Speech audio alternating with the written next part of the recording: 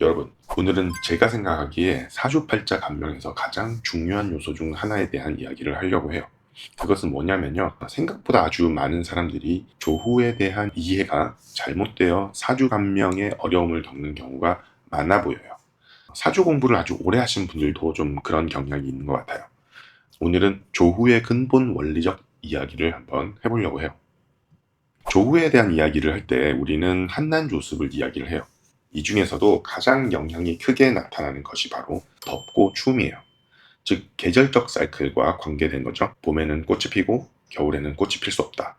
뭐 그런 자연적인 원리죠. 동물들도 봄과 가을에는 활동력이 좋고요. 여름에는 더워서 늘어져 있고 겨울에는 추워서 숨어 지내죠. 그렇게 지구상의 모든 동식물의 행동력에 결정적인 영향을 미치는 요소가 바로 덥고 추움이에요. 인간도 자연의 일부이기 때문에 너무나 당연하게 이 영향을 받겠죠. 지구상의 큰 번영을 한 문명들은 모두가 극지방이나 적도지방이 아닌 중위도지방의 나라들이고요. 세계적으로 머리를 써서 부자된 사람들도 거의 다가 이 지역 출신들이에요. 반면에 적도지방 사람들은 머리를 써서 대박난 사람들이 아니라요. 거의 대부분이 스포츠맨과 같이 예술, 예능, 체육 쪽 그런 쪽 종사자들이죠. 왜 그럴까요? 대작 중에 하나라고 꼽히는 제렛 다이몬드의 총균쇠라는 책의 요지가 그거잖아요. 인류 문명의 격차는 인종 자체가 아니라 지리적 위치, 환경의 차이에서 온다는 거예요. 그 지리적 위치, 환경의 차이를 만드는 가장 큰 요소가 바로 기후가 되겠죠. 이것은 사회과학적으로는 여러 가지 다른 의미들이 있지만 명리학적으로는 조우적 영향이 인간 세포에 그대로 영향을 미친다는 시사점이 있어요. 조우란 요소는 여러 가지 측면에서 매우 중요한 영향력을 가지는데요. 오늘은 어디에 있는 무엇을 봐야 내 사주팔자의 조후의 모습을 확인할 수 있는가에 대해 한번 볼게요. 사주팔자를 구성하는 것들 중에 온도와 관련된 글자는 첫째는 오행이 있고요. 둘째는 위치가 있어요. 이 두 개를 결합해서 봐야 그것이 온도적 의미가 있는 것이고 둘 중에 하나라도 벗어나면 그것은 온도적 의미가 있는 글자가 아니에요. 우선 오행적으로 온도와 관계가 있는 글자를 보면요. 화와 수가 있어요. 이 두 가지의 동태가 중요해요. 여기서 반드시 생각해야 될 점은요. 바로 두 번째 요소인 그 글자들의 위치예요. 왜 그런지 그 이유를 사주팔자의 네 가지 기둥이 만들어지는 원리적으로 한번 살펴볼게요. 여러분들은 누군가 만약에 화기운이 강한 1906년 병오년은 평균 기온이 높고요. 수기운이 강한 1972년의 임자년은 평균 기온이 낮다라고 한다면 고개가 끄덕여지시겠어요? 맞아요. 연주에 나오는 글자는 온도와 관계가 없어요. 실제 각 나라별 평균 기온 데이터를 보더라도요. 평균 기온의 차이는 지구온난화 영향으로 시간이 지날수록 점진적으로 올라가는 추세만 확인될 뿐이지 병오년보다 임자년이 더 춥다라는 데이터는 없어요. 참고로 화기운이 강했던 1906년 병오년은 우리 지구의 평균 기온이 20세기 평균치보다 오히려 0.23도가 낮았었고요. 수기운이 강했던 1972년 임자년은 오히려 20세기 평균치보다 0.01도가 높았었네요. 그래서 사주팔자에서 연주가 조우에서 차지하는 의미는 없어요. 그렇다면 일주를 한번 볼게요. 일주 중에 일지죠. 같은 4월 달에 만약에 4월 6일이 경자일이고 4월 12일이 병오일인 달이 있다라고 가정을 해볼게요. 같은 4월 달인데 4월 6일 날은 자일이라 추웠고 4월 12일이 되니 오날이라 더워졌다. 이것이 말이 되나요? 역시 말이 되지 않아요. 즉 일지도 조후와 관계가 없어요. 그렇다면 월지와 시지를 볼게요. 12월인 자월은 춥고 6월인 5월은 덥다. 이거 너무나 쉽게 말이 되는 이야기죠? 맞아요. 월지는 계절성을 가지고 있기 때문에요. 월지라는 위치에 있는 글자들은 바로 온도를 상징해요. 그럼 시지는 어떨까요? 밤 12시인 자시는 온도가 낮고 낮 12시인 오시는 온도가 높다. 이것도 너무나 장명한 사실이죠? 맞아요. 사주팔자 온도에서 가장 중요한 핵심 글자는 바로 월지와 시지에 있는 글자들이에요. 월천간과 시천간도 아닌 월지와 시지 딱 두 글자만이에요. 그런데 사람들은 이렇게 해석을 많이 해요. 1번 예시는 자월자시에 태어난 사람이에요. 그야말로 꽁꽁 얼어있는 사주예요. 2번 예시는요. 연천간에 병화가 떠있는 사주예요. 근데 어떤 분들은 2번처럼 연천간에 병화가 있으면 이 사주를 보고 조후가 풀렸다라고 해요.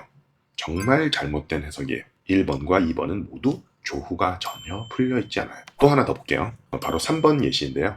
자월자시에 태어났는데 일지에 마로자가 있는 거예요. 이것도 역시 사주에 화기운이 있긴 하지만 조후가 여전히 얼어있는 사주예요. 그럼에도 불구하고 2번이나 3번처럼 병화나 마로자가 있는 경우는 1번 사주와는 뭐가 달라도 다르지 않겠느냐라고 반문하실 수 있어요. 네, 맞아요.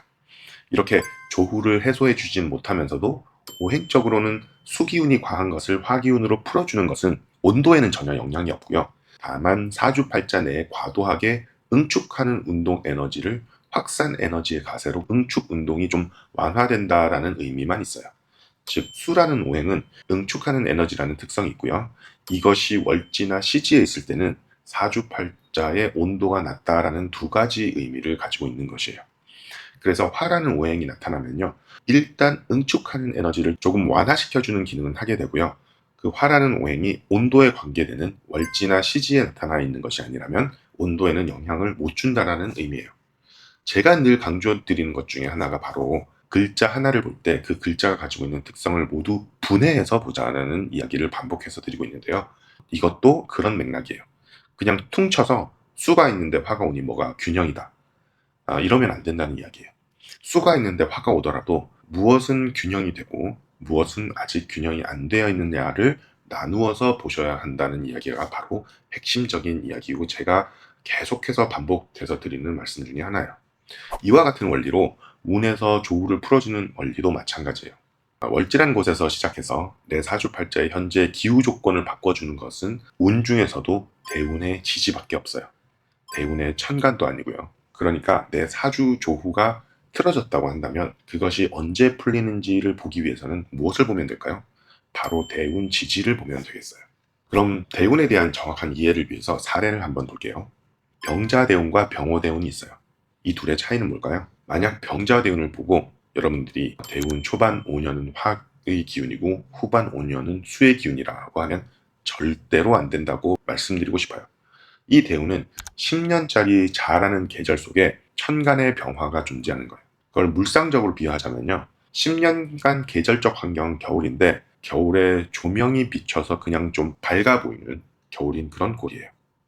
그런데 병자 대운이 앞과 뒤를 한번 볼게요. 만약 이 대운이 순운으로 간다면 이 대운의 앞 대운은 을의 대운이에요.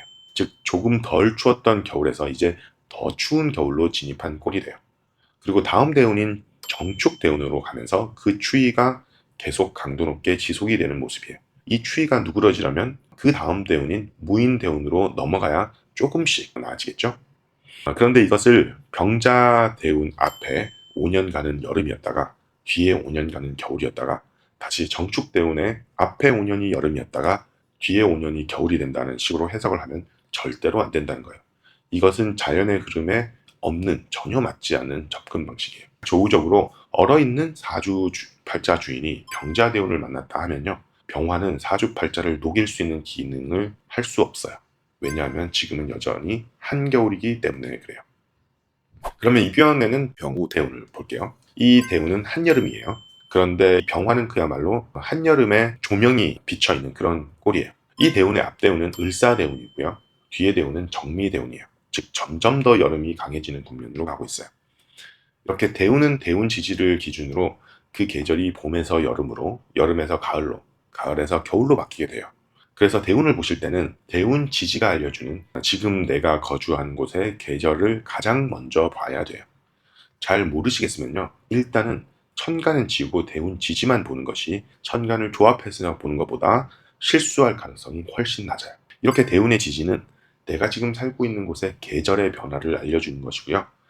세우는 그 계절 속에 나타나는 일시적인 날씨들, 즉 비 오는 날, 흐린 날, 바람 부는 날 등을 알려주는 거예요. 우리 집에 농사에 피해가 발생하거나 하는 사건 사고들을 모두 비가 너무 많이 오거나 바람이 심하게 불거나 태풍이 오거나 하는 날씨 때문이에요. 그래서 구체적인 사건을 유발하는 것은 세운이에요. 그런데 기본적으로 농사가 가능한지 안 한지, 농사가 성공할지 실패할지는 대운의 계절이 좌우를 하겠죠. 겨울에 농사 지어서 성공하는 경우는 없기 때문에 그래요. 봄에 씨를 뿌리고 여름에 키우고 가을에 수확하고 겨울에는 쉬는 것이 농사와 관련된 자연의 이치예요. 대운은 나에게 사회적 성공의 시점을 알려줘요. 내가 농사 짓는 사람이라면 내 인생의 봄은 언제인지를 찾아서 그때 씨를 뿌리라고 알려주는 거죠. 세운에서 오는 글자는 우리가 임자년과 병오년의 차이에서 본 것처럼 온도와는 전혀 상관이 없어요. 그러니까 지금 2026년 병오년이 다시 왔죠? 그럼 조우적으로 온도가 올라가는 것은 없다. 다만 사주팔자 내에 금수가 너무 강해서 응축성 에너지가 너무 강한 사람들은 화라는 확장성 에너지를 만나서 응축과 확장 에너지 간의 균형이 맞게 된다라는 그런 의미만 있어요. 실제 우리가 사주 해석을 할 때 온도가 너무 추울 때 좀 따뜻해져서 좋아지는 부분이 따로 있고요. 응축성 에너지가 너무 과도하다가 응축성이 좀 완화되어서 좋아지는 부분이 따로 있어요. 그래서 금수와 과도하게 강해서 사주팔자에 문제가 있으신 분들은 일단 병원년이 오면 좋아지는 부분이 생기긴 생기니까 이게 마치 조우가 해소되어서 좋아진다고 착각할 수 있지만요. 이건 조우가 해소되어서 발생하는 것은 아니라라고 나누어서 이해해 주시면 좋겠어요. 이 메커니즘을 정확히 이해해야만 어떤 사주가 조우가 틀어진 사주이고 어떤 사주는 괜찮은 사주이고 조우가 틀어진 사주는 어떤 대운이 와야 조우가 풀리는지 그때 그 조우는 어떤 식으로 나에게 작용하는지에 대해서 이해할 수 있으니까 꼭 기억해 주시기 바랄게요. 그럼 조우에 대한 정확한 이해를 바탕으로 앞으로도 즐거운 사주 공부 되시기 바랄게요. 감사합니다.